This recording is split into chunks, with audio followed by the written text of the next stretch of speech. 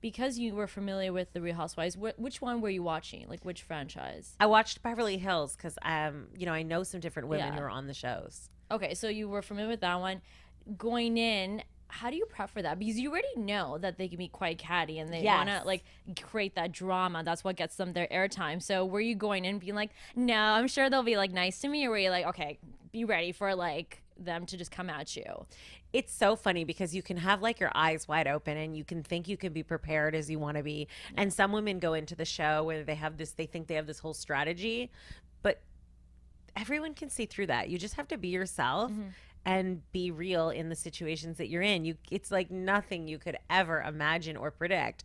It's Really? just a different experience and so unless you're being yourself, people can see Mm-hmm. through that. So I was just me and took every situation as it came to, and none of it was staged. It's all real. Like those were real interactions I had with real women, and friendships are made and friendships are broken. Mm-hmm. And it all happens and it's documented. Yeah. So yeah, it was interesting.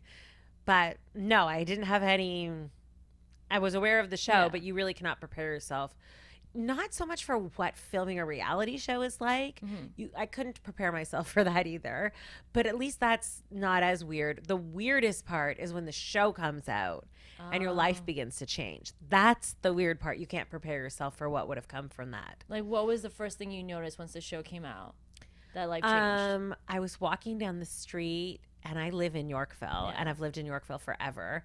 And I'm walking my dog down the street and people are like pulling over their car, screaming, "I love you, Roxy," out the car window. Oh wow! And I was like, "Oh, I love you too." But like that was when I kind of felt like, okay, this is different. And like Yeah. people were like emailing me and messaging me and DMing me thousands of messages a week telling me that I like am their inspiration. I've like changed their life somehow. I'm like, what? Like they were so connected to the fact that I was like a curvaceous, confident woman. Mm-hmm.